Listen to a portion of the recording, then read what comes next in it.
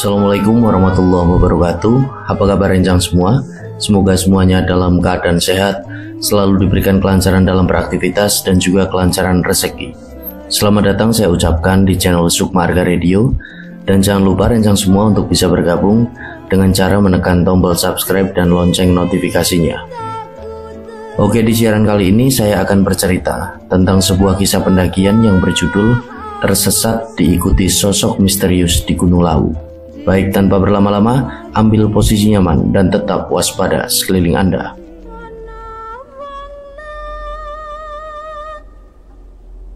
Oke, jadi cerita ini dibagikan oleh satu rencang kita yang bernama Rendra.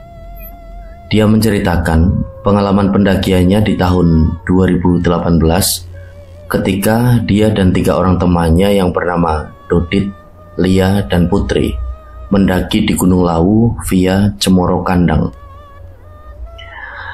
Nah, mereka berempat bersahabat sudah sangat lama. Jadi ceritanya dulu ketika mereka masih SD, orang tua mereka masing-masing ini membeli rumah di satu kompleks perumahan yang sama di sekitaran Karanganyar, Jawa Tengah. Nah, dari lingkungan tersebut akhirnya mereka itu jadi kenal, akrab, sampai pada akhirnya mereka pun beranjak dewasa dan punya hobi yang sama, yaitu mendaki gunung. Jadi cerita berawal ketika di bulan Desember tahun 2018. Rendra dan ketiga sahabatnya ini sedang liburan semester dari perkuliahannya. Nah, di suatu malam mereka itu sedang bersantai di salah satu kedai kopi langganan mereka. Lalu ada usulan dari Rendra untuk mengisi liburan semester ini dengan kegiatan mendaki ke Gunung Lawu via jalur Cemoro Kandang. Nah, ketika temannya Dodit, Lia, dan Putri itu langsung setuju. Karena selain jalur pendakian Cemoro Kandang itu dekat dengan domisili mereka, mereka berempat ini kondisinya sudah cukup lama nggak naik gunung. Jadi sudah hampir setahun mereka itu nggak naik gunung karena memang tugas-tugas kuliah yang banyak sekali dan menumpuk selama 2 semester itu. Kemudian mereka pun bersepakat untuk berangkat di tanggal 12 Desember 2018. Singkat cerita, hari pendakian itu pun tiba. Mereka semua berkumpul di rumahnya Rendra. Mereka cek ulang peralatan pendakian dan logistik yang akan mereka bawa. Dan setelah semua beres, berangkatlah mereka dengan 2 sepeda motor pada sekitaran jam 8 pagi. Nah, jarak dari rumah mereka menuju ke basecamp Cemoro Kandang gak seberapa jauh. Dan selama perjalanan alhamdulillah nggak ada kendala apapun. Dan singkat cerita, tibalah mereka di sana. Mereka parkir sepeda motor dan langsung menuju ke pos perizinan untuk melakukan simaksi. Nah, setelah simaksi beres, mereka berempat memutuskan untuk santai terlebih dahulu di base camp. Mereka ngobrol, mereka ngopi, sembari sekali lagi ngecek ulang bawaan mereka. Karena memang pengakuan dari Rendra, mereka berempat ini selalu proper kalau mau naik gunung. Jadi dari mulai peralatan sampai logistik, mereka benar-benar persiapkan dengan sangat detail. Nah, pada sekitaran jam 9, mereka berempat pun mulai jalan untuk menuju ke pos 1, pos Taman Sari Bawah. Dan nampak pendakian di hari itu sangat sepi. Jadi sedikit untuk informasi rencang semua bahwa di pendakian-pendakian mereka sebelumnya, mereka itu belum pernah sama sekali mengalami hal-hal aneh ataupun kejadian-kejadian ganjil. Mereka jalan dan mulai menaiki anak tangga. Jadi memang kalau kita ke Lawu lewat Cemoro Kandang, kita akan menaiki anak tangga terlebih dahulu selepas dari base camp. Karena informasi dari Rendra, anak tangga itu dibuat untuk perjalanan para peziarah yang akan melakukan ritual-ritual tertentu di atas. Nah, setelahnya mereka mulai memasuki kawasan hutan. Dan trek bisa dibilang masih cukup landai. Singkat cerita, setelah mereka cukup jauh berjalan sekitaran 2 jam, tibalah mereka itu di pos 1 yang dinamakan pos Taman Sari Bawah. Dan di sana mereka berhenti sebentar untuk sekedar minum air dan mengatur nafas. Kemudian mereka kembali melanjutkan perjalanan untuk menuju ke pos 2. Nah, disinilah trek semakin menanjak. Pemandangan didominasi oleh hutan yang vegetasinya cukup lebat dan mulai tercium aroma belerang dan suara gemuruh dari kawah Condro di Muko. Mereka masih terus jalan. sampai pada waktu sudah menunjukkan jam 1 siang. Tibalah mereka semua di pos 2 yang dinamakan pos Taman Sari Atas. Nah, di pos itu Rendra yang berlaku sebagai leader menginstruksikan sama 3 temannya untuk beristirahat dan makan siang terlebih dahulu. Nah, ketiga temannya si Dodit, Lia, dan Putri pun setuju. Kemudian mereka berempat mulai menggelar matras dan merebus mie instan untuk makan siang mereka. Nah, sebenarnya di pos itu ada beberapa warung, akan tetapi kondisinya semua warung itu tutup di hari itu. Jadi mereka memutuskan merebus mie instan sendiri untuk makan siang. Nah, cuaca di siang itu cukup bersahabat. Langit juga nampak cerah dan mereka mulai memasak sembari menikmati semilir angin di satu pondokan kayu yang ada di sana. Sampai pada akhirnya mie instan pun matang, mereka mulai menikmati makan siang. Nah, setelah makan siang, mereka pun memutuskan untuk bersantai terlebih dahulu. Lalu mereka menyeduh kopi, mereka ngobrol, bercanda, karena memang pendakian mereka adalah pendakian santai, jadi nggak keburu waktu. Nah, setelah dirasa cukup bersantai di pos 2, kemudian mereka kembali melanjutkan perjalanan untuk menuju ke pos 3 yang dinamakan Penggi. Nah, perjalanan mereka diawali dengan melewati sebuah sungai kecil, kemudian jalur itu mulai ekstrim, karena di sisi jalur pendakian itu berupa jurang yang sangat terbuka. Nah, singkat cerita, mereka sampai di pos 3 pada sekitaran jam 5:30 sore, kondisinya sudah mulai masuk gelap, dan mereka berempat pun mulai menyalakan headlampnya masing-masing. Dan setelah headlamp dari mereka semua dinyalakan, tiba-tiba mereka itu melihat di sana ada seorang pendaki cewek sendirian. Jadi pendaki cewek itu nampak rambutnya panjang, mengenakan jaket gunung berwarna kuning yang sudah nampak kotor. Nah, di situ mereka juga melihat celana yang digunakan oleh cewek itu juga kotor. Dia ini nggak bawa tas, kosongan. Nah, pendaki itu posisinya duduk, meringkuk di sebuah bangunan kecil seperti shelter. Akhirnya, mereka berempat menghampiri kan. Kemudian Rendra itu tanya, "Loh mbak, sendirian?" "Iya mas." "Lah rombongannya mana, kok mbaknya ditinggal?" "Aku tersesat mas," jawab pendaki itu sambil menggelengkan kepalanya. Dan setelah berkenalan, ternyata nama pendaki itu adalah Sekar. Nah, pengakuan dari Sekar ini, dia sempat tersesat dari 2 hari yang lalu ketika posisinya itu naik ke atas di malam hari. Sampai pada akhirnya dia pun terpisah dari rombongannya dan tasnya juga jatuh ke jurang. Nah, gak begitu lama, Rendra pun mengeluarkan roti dari dalam tasnya untuk diberikan kepada Sekar. Karena di situ nampak Sekar itu lemes dan kelaparan. Nah, ketika Rendra memberikan roti itu ke Sekar, Sekar ini menggeleng dan matanya tertuju pada makanan lain yang ada di tas kerilnya dari Rendra. Dan makanan itu berupa ikan sarden kalengan. Nah, Rendra pun paham. Kemudian dia buka sarden kaleng itu dan memberikannya kepada Sekar. Disitulah mereka berempat, si Rendra, Dodit, Lia, dan Putri ini agak heran karena Sekar itu makan ikan sarden dengan sangat lahap. Nah, Lia itu sempat berbisik di situ ke Rendra, Dra, kasihan ya Dra. Pasti dia lapar banget karena 2 hari tersesat gak makan." Rendra itu cuma mengangguk. Nah, Rendra dan teman-teman ini sempat bilang ke Sekar kalau mereka akan turun lagi untuk mengantarkan Sekar ini ke base camp. Akan tetapi Sekar ini menolak. Dia malah bilang, "Aku ikut kalian aja ke atas, boleh nggak?" Di situ Rendra menjawab, "Ya boleh aja mbak, tapi apa sebaiknya nggak ke base camp aja, buat laporan dulu mbak." Sekar itu menggeleng, dan akhirnya Sekar itu pun ikut dalam rombongan Rendra dan kawan-kawan untuk menuju ke atas. Nah, di sekitaran jam 7 malam, mereka berlima pun mulai jalan untuk menuju ke pos 4, pos Cokro Suryo, dengan formasi Rendra itu jalan paling depan sebagai navigator, disusul Lia, Putri, Dodit, dan Sekar yang jalan di paling belakang. Jadi awalnya Sekar ini disuruh untuk jalan di tengah oleh si Rendra, karena dia ini kan cewek. Akan tetapi dia ini nolak dan memilih jalan di urutan paling belakang. Akhirnya Rendra pun menuruti itu dan sempat bilang ke Dodit untuk terus mantau Sekar yang ada di belakangnya.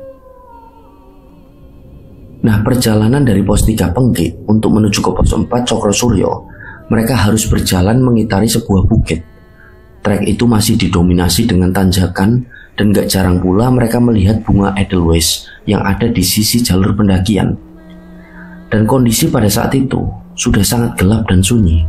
Mereka jalan itu diam-diaman sembari mengatur nafas, karena di pendakian malam mereka harus berebut oksigen dengan pepohonan.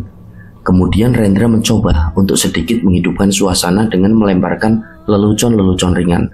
Karena batin si Rendra, waktu itu ada si Sekar yang baru bergabung dengan rombongan mereka. Jadi biar si Sekar itu gak canggung dengan teman-teman yang baru dikenalnya. Nah, cukup lama mereka berjalan, sampai pada akhirnya mereka pun tiba di satu lokasi yang dinamakan Sendang Panguripan. Sendang Panguripan ini adalah sebuah mata air yang sangat jernih dan menyegarkan. Sendang itu konon dikeramatkan oleh sebagian masyarakat di lereng Gunung Lawu. Nah, di sana mereka mulai mengisi air untuk persediaan, setelahnya kembali melanjutkan perjalanan. Singkat cerita, tibalah mereka di pos 4 yang dinamakan Pos Cokro Suryo. Nah, di pos ini terdapat beberapa gubuk yang kondisinya nampak memprihatinkan, dan juga ada beberapa memoriam untuk mengenang para pendaki yang meninggal saat melakukan pendakian di Gunung Lawu. Lalu dari lokasi ini, puncak itu pun sudah kelihatan. Nah, waktu sudah menunjukkan jam 10 malam ketika mereka itu tiba di sana. Kondisinya benar-benar sepi dan berkabut. Gak ada pendaki lain selain mereka berlima. Kemudian Rendra menginstruksikan kepada teman-temannya untuk segera mendirikan 2 tenda. 1 tenda untuk dihuni Rendra dan Dodit, terus 1 tenda lagi untuk dihuni Lia, Putri, dan Sekar. Dan setelah tenda berdiri, mereka mulai mengeluarkan logistik dan peralatan masak. Setelahnya yang cewek-cewek itu mulai masak. Mereka masak nasi dan oseng tempe. Sementara Rendra dan Dodit mulai mengumpulkan patahan ranting kayu untuk membuat api unggun. Karena memang pengakuan dari Rendra, pada saat itu kondisi malam ini di Pos Cokro Suryo sangat-sangat dingin. Nah, setelah api unggun itu menyala, Rendra itu sempat bilang sama Lia, "Loh ya, kok ikan yang dibawa nggak dimasak aja?" Dan Lia itu menjawab, "Buat besok aja Landra, buat sarapan pagi-pagi." "Loh, emang nggak basi?" "Enggak lah, cuma semalam aja kok." Jadi kebiasaan dari rombongan Rendra ini, kalau mereka naik gunung, pasti mereka ini bawa ikan segar atau ikan yang masih mentah. Nah, akhirnya Rendra pun nurut dengan apa yang barusan Lia katakan, kalau ikannya dimasak pagi-pagi aja buat sarapan. Singkat cerita, masakan pun matang. Mereka pun mulai makan malam dengan lauk sederhana, yaitu oseng tempe. Nah, di situ cuma Sekar aja yang gak makan. Sekar itu sempat bilang kalau dia ini masih kenyang karena tadi habis makan sekaleng sarden. Nah, setelah makan malam, Putri sama Lia ini minta diantar oleh si Rendra untuk buang air kecil. Kemudian mereka bertiga mulai jalan untuk mencari semak-semak. Nah, posisinya ketika Putri dan Lia ini kencing, Rendra itu menunggu di satu titik yang agak jauh dari mereka berdua. Nah, pada saat Rendra itu masih menunggu kedua temannya, dia sempat mencium aroma wewangian yang sangat menyengat. "Loh, ini wangi apa ya?" batin si Rendra. Kemudian gak begitu lama, wewangian itu berganti dengan bau anyir darah yang sangat busuk. "Loh, kok ambu getih? Kok bau darah?" Dan tiba-tiba di tengah kebingungan Rendra, dia itu dikagetkan oleh si Lia dan Putri yang sudah ada di sebelahnya. Kok ngelamun Dra? Ono opo? Kok melamun Dra? Ada apa?" Rendra ini cuma menggelengkan kepala. Setelahnya bau anyir darah itu pun mendadak hilang. Nah, di situ Lia dan Putri yang menangkap ada keanehan di wajah Rendra, kemudian bertanya sekali lagi, "Dra, kamu kenapa? Jujur aja." Rendra itu cuma diem. Nah, di situ Putri ini bilang, "Dra, kamu ngerasa ada yang aneh gak sama si Sekar? Aku sama Lia itu ngerasa kok ada yang aneh ya sama dia. Tadi pas pertama kita kenalan, terus kita menjabat tangannya itu kok dingin banget ya." Lia itu mengangguk mengiyakan apa yang baru saja Putri katakan. Nah, di situ Rendra ini cuma menjawab, "Alah, kalian berdua itu jangan mikir yang aneh-aneh. Mikirnya yang positif aja. Ya tangannya Sekar dingin lah, wong dia habis tersesat 2 hari, dia juga gak pakai sarung tangan." "Oh iya ya, masuk akal juga," jawab si Putri. Yus, ayo balik ke tenda aja," ajak si Rendra. Nah, ketika mereka bertiga berjalan kembali ke tenda, Rendra ini sempat kepikiran juga dengan apa yang barusan Putri bilang, karena baru aja dia juga merasakan ada satu keanehan. Kok tiba-tiba ada aroma wewangian, terus berganti dengan bau darah yang busuk. Akan tetapi hal itu coba dia buang jauh-jauh dari pikirannya, dia ini cuma batin. Udahlah, barangkali aku cuma kecapean, jadi kepikiran yang macam-macam, kepikiran yang aneh-aneh. Nah, waktu sudah menunjukkan jam 11 malam, mereka pun memutuskan untuk tidur karena mereka berencana akan melanjutkan perjalanan ke puncak pada jam 4 dini hari. Singkat cerita, pada sekitaran jam 2 dini hari, Lia ini terbangun karena sayup-sayup dia itu mendengar ada suara perempuan yang sedang tertawa cekikikan dari luar tenda. Nah, pada waktu itu, Lia ini langsung membangunkan Putri yang tidur di sebelahnya karena dia cukup ketakutan. Dan ketika Lia ini membangunkan Putri, dia ini nggak melihat adanya si Sekar di dalam tenda. Loh, Sekar ini di mana? Batin si Lia. Kemudian Lia dan Putri itu terbangun dan berusaha mengintip keluar dari lubang angin yang ada di tenda mereka. Nah, dari situlah mereka berdua ini melihat kalau Sekar ini lagi duduk di atas tanah sambil makan sesuatu. Dan setelah Lia dan Putri ini amati, ternyata Sekar ini lagi makan ikan mentah yang dibawa oleh mereka. Nah, mata Lia dan Putri ini sontak terbelalak dan langsung menutup mulut mereka sendiri setelah melihat kondisi Sekar yang seperti itu. Dan tiba-tiba Sekar itu melirik ke arah mereka berdua dengan lirikan yang sinis. Dan gak lama kemudian, Sekar ini berjalan menuju ke arah tengah hutan yang sangat gelap. Kemudian mereka berdua ini langsung berlari, si Lia dan Putri. Mereka berlari dan berteriak memanggil kedua teman cowoknya, si Rendra dan Dodit, yang ada di tenda sebelah. Kemudian Rendra dan Dodit ini terbangun karena mendengar teriakan itu. Setelahnya Rendra ini kan tanya, "Kalian ini kenapa? Kok teriak-teriak gitu?" "Itu Londra si Sekar." "Si Sekar kenapa?" "Si Sekar itu makan ikan mentah yang kita bawa, terus jalan ke arah tengah hutan. Gak tahu kemana, tiba-tiba kok dia ngilang," jawab Lia sambil menunjuk ke arah Sekar itu berjalan. Sampai pada akhirnya mereka berempat ngecek satu titik di mana tadi Sekar ini duduk sambil makan ikan mentah, dan ternyata di situ memang ada duri-duri ikan yang tersisa. Dari situlah Rendra ini mulai menceritakan satu keanehan yang dia alami ketika dia ini mencium aroma wewangian yang berganti menjadi bau darah yang busuk ketika sedang mengantar si Lia dan Putri ini buang air kecil. Nah, di situ Lia dan Putri ini sudah mulai nangis.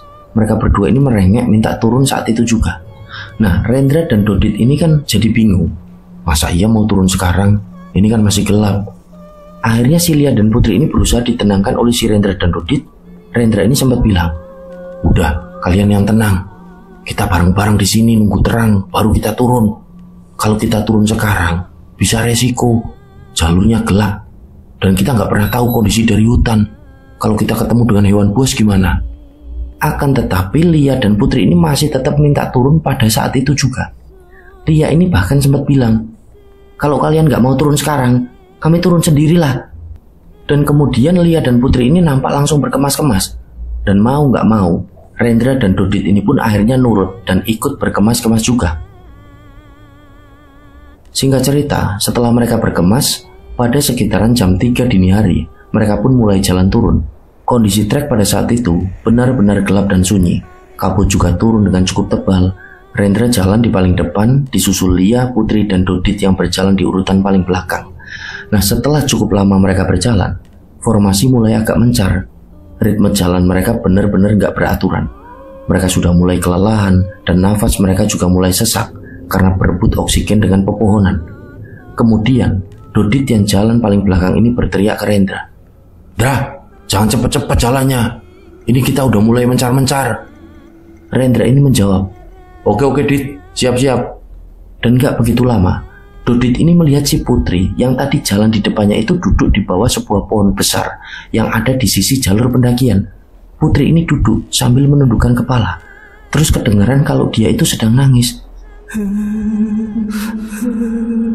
Nah, kemudian Dodit ini langsung menghampiri si Putri. Dia ini bilang, "Udah Put, jangan nangis. Ayo kita jalan lagi. Aku di belakangmu kok, santai aja." Nah, Putri ini masih terus nangis. Kemudian Dodit ini teriak ke Rendra, "Dra, stop dulu Dra. Ini Putri kecapean." Dan tiba-tiba terdengar suara Putri dari arah depan. "Hei Dit, aku udah di depan yo, cepetan." Setelahnya, pelan-pelan Dodit ini melihat ke arah Putri yang sedang duduk di depannya. Dan ternyata itu adalah sosok Sekar. Nah, penampakan dari Sekar ini benar-benar berbeda dari sebelumnya. Wajahnya itu pucat, nampak membusuk kebiruan dan mengeluarkan belatung-belatung kecil dari sela-sela kulitnya.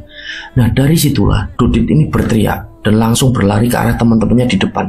Dia ini sempat terpleset beberapa kali dan hampir jatuh ke tepian jalur pendakian, di mana itu adalah jurang yang sangat curam.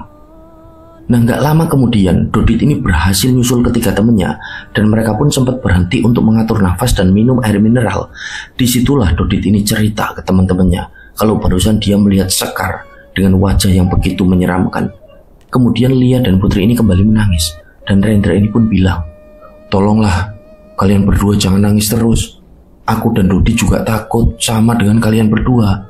Tapi di sini kita semua harus bekerja sama biar bisa segera sampai di bawah." Setelahnya Lia dan Putri ini pun diem dan mereka berempat pun kembali melanjutkan perjalanan. Singkat cerita, setelah cukup lama mereka jalan, Rendra ini mengajak mereka untuk berhenti.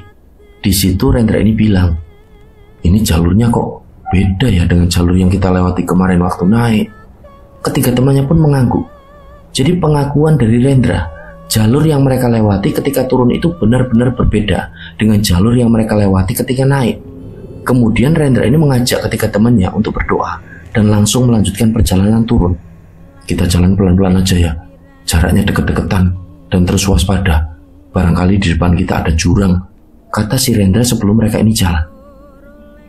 Nah, belum lama mereka jalan, tiba-tiba Rendra ini berbisik ke Lia, Putri, dan Dodit.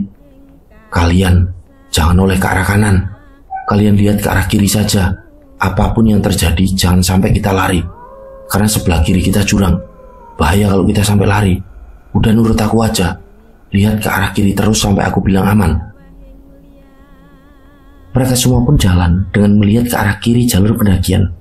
Gak begitu lama, tiba-tiba sayup-sayup terdengar suara perempuan tertawa cekikikan. Jadi seolah-olah tawa itu adalah tawa ngece, tawa yang mengejek, tawa yang mengejek mereka berempat. Dan pada saat itu juga mereka berempat ini mencium bau anyir darah yang benar-benar busuk. Kemudian Rendra kembali bilang dari arah depan, "Jangan lari, jangan noleh ke arah kanan." Dan suara tawa perempuan itu pun masih terus terdengar. Sampai pada akhirnya suara dan bau darah busuk itu pun menghilang dengan sendirinya. Dari situlah kemudian Rendra ini bilang, "Aman-aman, udah aman." Waktu sudah menunjukkan sekitar jam 4 dini hari. Mereka masih terus berjalan dan gak lama kemudian mereka berempat mendengar ada gemericik suara aliran sungai. Mereka pun mencari sumber suara dari aliran sungai itu. Dan pada akhirnya Rendra, Dodit, Lia, dan Putri ini pun ketemu dengan satu aliran sungai. Mereka duduk di situ dan merasa lega. Dan perlahan fajar pagi pun mulai menyingsing. Kemudian mereka mulai melanjutkan perjalanan turun dengan mengikuti aliran sungai itu. Singkat cerita, sampailah mereka di jalur pendakian yang mereka kenali. Dan gak begitu lama, mereka pun tiba di pos 2 yang dinamakan pos Taman Sari Atas. Mereka langsung jalan turun untuk menuju ke pos 1. Nah, sesampainya di pos 1, Taman Sari Bawah, mereka memutuskan untuk memasak dan sarapan. Kemudian jalan turun menuju ke base camp. Singkat cerita, ketika hari sudah menjelang siang, tibalah mereka di base camp. Di sana mereka membersihkan diri dan setelahnya istirahat. Di situ Rendra ini menjelaskan kenapa ketika temannya gak boleh untuk noleh ke arah kanan. Karena pada saat itu Rendra ini dengan sangat jelas melihat kalau ada perempuan berambut panjang mengenakan pakaian seperti jubah berwarna putih dan nampak kotor yang sedang duduk di atas sebuah dahan pohon yang besar.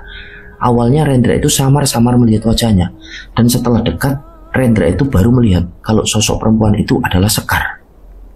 Dan tiba-tiba di tengah-tengah obrolan mereka berempat ada seorang cowok seumuran mereka menghampiri. Lalu dia pun mengenalkan diri. Kita sebut saja namanya Iwan. Dia adalah ranger dari Gunung Lau. Nah, Mas Iwan ini pun bilang di situ, "Itu yang barusan kalian bahas. Memang sosok jin yang jahil. Wujudnya itu kuntilanak kan? Dia itu memang seringkali menyesatkan para pendaki. Dan sosoknya itu menyerupai seorang pendaki yang bernama Sekar." Nah, di situ kemudian Rendra ini tanya karena dia penasaran. "Loh Mas, lah kenapa kok rombongan kami bisa diusilin sama dia ya?" "Ya kurang tahu juga sih Mas. Kemungkinan Mas dan Mbaknya ini lupa untuk berdoa ya." Rendra dan ketiga temannya itu cuma nyengir.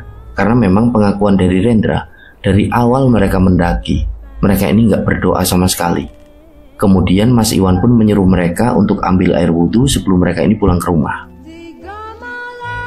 Singkat cerita, di sore harinya mereka semua sudah sampai di Karanganyar dengan selamat dan pulang ke rumahnya masing-masing.